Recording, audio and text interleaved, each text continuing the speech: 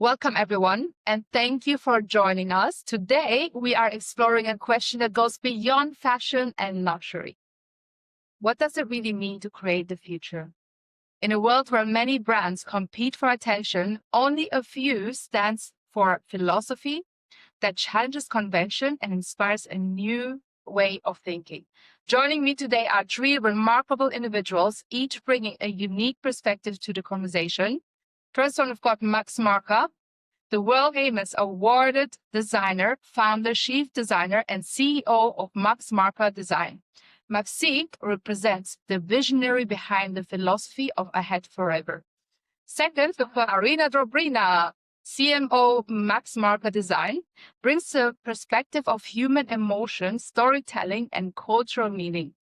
And last but not least, we got Angelo Palumbo, MBA, seasoned CEO and strategic advisor. Former McKinsey offers the lens of global strategy, market evolution, and business scalability. So together, today's conversation explores three fundamental questions. Why must this brand exist? Why will people believe in it? And why will the market embrace it? Let's start. Well, Max, we are starting with you. You are the man behind the vision. I have been knowing you for a couple of months now. And the way that you shared your vision with me, I can see it. You lead with clarity, precision, and I'm really excited to dig in deep. So, Max, every extraordinary brand begins with a belief before it becomes a business. I'd love to start with the philosophy behind MAXIQUE. So my first question for you is, what does Ahead Forever mean to you? Head Forever, it's like a manifesto. The slogan of the company just came into my mind because when I was working with the firms, prototypes, which is now preparing for the collections, which will be launched in 2027. So I was thinking about what exact message will be transferring to the audience and to the women. My experience in the industry for a long time, over 20 years, and it was kind of emotional experience. About how we feeling women actually. I respect them. That's why I had Forever. It's a manifesto about the products that will be produced and producing right now in the MAXIQUE brand and under the whole company. These products is ahead of a few steps ahead, let's say so, into design, especially into design and combining combination in design and topologies and uncombinable, if I would say so, materials, just would stick together and product looks like they look like. So that's the main meaning. Because of the futurism and because of their futuristic design, and it's like a statement of their quality, design, term altogether. Beautiful. So you want to combine all those elements. Yeah, That's amazing. And Max, when you imagined MAXIQUE, what future were you trying to bring into the present? it's all new because when you see a lot of things, bags and decorated cosmetics and different designs in the market, so you would rather see the different signatures of each brands. So my main purpose was to find that way, to find that vision, to find that design. So, and I was polishing that idea more than 10 years to be prepared, just to be prepared for the market. Because back in the years, when I created the first designs for the new collection of the decorated cosmetics, so I realized that the people back years, people were not prepared for that. But now is the time. Now is the right position of the whole brand. Right position means a designer with experience and the right time to launch it. That's why it was released. But again, it was adopted to their real life lives because the people still need to understand, especially women, what they are touching, what they see, how it is improve their emotions inside them, how they balance it. Wow. Thank you. And what problem are you solving that you believe the luxury industry has overlooked? It's actually the lack of their design innovations is just my opinion. Um, And what is the big gap is the usability experience, because we need to touch something new. I mean, according to the materials, and we need to have this kind of experience. And all the time I was thinking that why we're not using their kind of technical features like LED lights, shingle sensors, geotags, when you can find an item using my iPhone or iPad or whatever, using the app. And all of these tag now available to bring in one item and to use them daily. And that's why it was done. And now we see their prototypes works perfectly. So they will see we like. It seems like you really put so much thought into it. Every detail has been researched. Yeah, there were several items were shown in their Instagram. I mean, the social networks, which women and people, even not from the fashion industry, they really like that. And yeah, this is the goal. The big companies which are gonna just the official distributor of the MAXIQUE brand.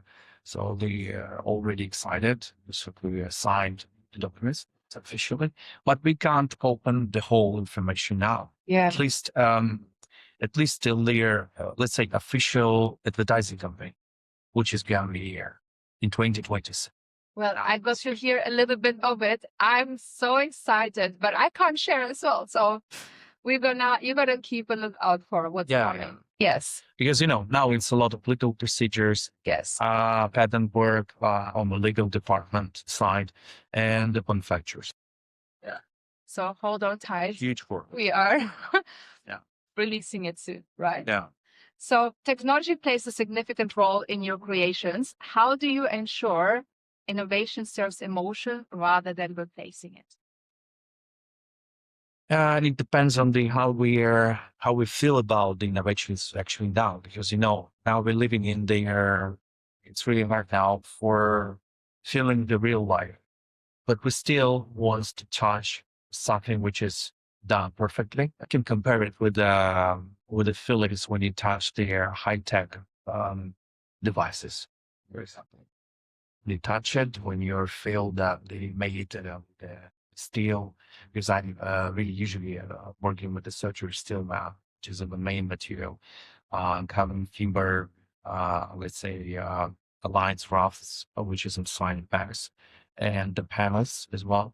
So there is a lot of stuff. That's why in these kind of innovations, the materials and combination of designing materials, because this is really important when you show the right composition of how we combine them. And in that field, I believe these innovations could produce really good and really exciting emotion inside of that. Because we are talking about aesthetic and beauty. Still isn't there, because I try to create specific shapes, even not to make it these kind of issues. Thank you. And what kind of people do you choose to surround yourself with especially because you're a very creative person. So I can imagine it's not everybody who gets it. So what kind of people do you surround yourself with? The main thing is like they should be talented in what they're doing actually. And if you're talking about the different departments and inside the company now, I'm proud that the team is they're really talented persons and really humble guys. Are they hand selected? Yes. Are they qualified? Yeah, exactly. And they have patient. They are really patient on what they do. Because when you're talented on what you're doing and you have this kind of fire inside you, just burn all the time, you will stay to the end. You will do it no matter what happens. And this is the most important thing, the professional way. And of course, experience. Experience, talented, humble, open, kind person. Beautiful. Thank you. We can feel your passion and your creativity. So looking 10 years ahead, still having that fire, what would success for MAXIQUE truly look like? It will be definitely a big company, big corporation, because MAXIQUE actually will launch decorative cosmetics, bags, accessories, and clothes, which is really hard to produce. Um, because there's a lot of things that you can, but actually you need to think about, especially in clothes collections. So that's why it's a big company with huge investments, because this company already uh, have investments from the American fund, huge, big. This company will be public, which is really important. That's why this is my goal. This is actually what I was prepared for all my life. So now we've heard the vision, and the vision gives birth to the brand, right? So, but belief comes before from experience. And that's exactly when I'd like to bring in Arina into the conversation. So she's going to be talking all about the human experience. And Arina, you have spent your career exploring branding, art, culture, and human perception. So I'd love to understand how you see MAXIQUE through that lens. My first question for you, Arina, is why does the world need a brand like MAXIQUE today? Thank you, Carmen. You see, because nowadays the technology is moving faster than human consciousness. And the MAXIQUE is dressed in both the future outside of us and future within us. Beautiful. Wow. And so, future outside of us, a future inside of us. And what should people feel when they experience it? The feeling of possibility, the feeling of freedom to dare more. Thank you. And beyond the demographics, who is the MAXIQUE woman? Okay, as I'm a woman, and let's say she would rather prefer to be respected than to be approved by something or someone. Thank you. And what kind of community are you creating? What kind of community do you believe that this brand is building? The people who refuse to become predictable, the people who is going beyond the standards, the people who wants more in you, something, the people with the courage to create, to want, to feel. This kind of community. So the first MAXIQUE show is described as an immersive experience. I had a glimpse of this vision from Max himself. So it's more immersive experience rather than a runway presentation. So what should people walk away remembering from that? I wish that they will walk away with a huge shift from watching the future to wanting to create it, to be the part of it. This I see. Beautiful, thank you. So yeah, emotions create connections, but connections must ultimately translate into sustainable value. So now we're going to have the global perspective. Angelo, your experiences spans luxury, strategy, technology, SaaS, AI, and advising businesses through periods of transformations. I'd love your objective perspective on MAXIQUE's position in the marketplace. So my first question to you, Angelo, is this. How much of the brand's value depends on Max Marka personally, and how should the Balance founder identify the scalability? Such a tough question. Let me answer honestly. Today, a large share of the value is Max. I want to pretend otherwise. But in vision-led luxury, that's not, in my opinion, a weakness. It's a mood. It's the mood. The founder's style is precisely the thing competitors can't replicate. So, the strategic task is not to reduce dependence on Max. It's to institutionalize his judgment, to codify the design language, build a studio and system that hold his standard. So, in my opinion, the brand can scale when the vision stays intact.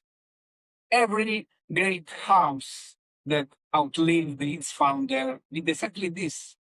The dependency is real, no doubt, but it's a solvable kind. And the fact that it's being addressed deliberately, this really is exactly what should reassure an investor rather than worry one. Beautiful. Thank you. Now, Angelo, what is Maxi's strongest competitive advantage? I'd say authorship, a real singular creative authority at the center. And that cannot be copied because it is not just a strategy, it's a person, it's a vision, and a point of view. Competitors can outspend MAXIQUE on marketing, distribution, production, almost everything, except that. And in a market where the generally scarce commodity is authenticity, that's the most durable advantage there is. Money buys rich. It doesn't buy a vision people believe in. That's the one thing MAXIQUE starts with. And one thing incumbents can simply acquire. Thank you. So, Angelo, beyond revenue, what metrics would tell the business it's succeeding during the first 3 years? Because we all know the first 1 to 3 years are very critical. So, what's your perspective on that? For sure, not leverage gain. At least not as the primary metric and not in the early years. Chasing it too soon is how many luxury brands destroy long-term value. In the first 3 years, you measure the things that predict durable pricing power. So, desirability and pull, organic demand versus fade, wait lists, the gravity the brand generates on its own, quality of customer, not how many, but who, and whether they come back and go deeper. The cultural signal, who's wearing it, where it appears, what conversation it becomes part of. And finally, margin integrity. When brand holds price, protect scarcity, and never trains the customer to expect discounts. Get those right, and revenue follows with pricing power intact. And optimize revenue first, and you may have sales for a season, but no brand for a decade. Thank you. Thank you. So, Angela, if you were advising the founders today, what would be the single most important strategic recommendations that you have?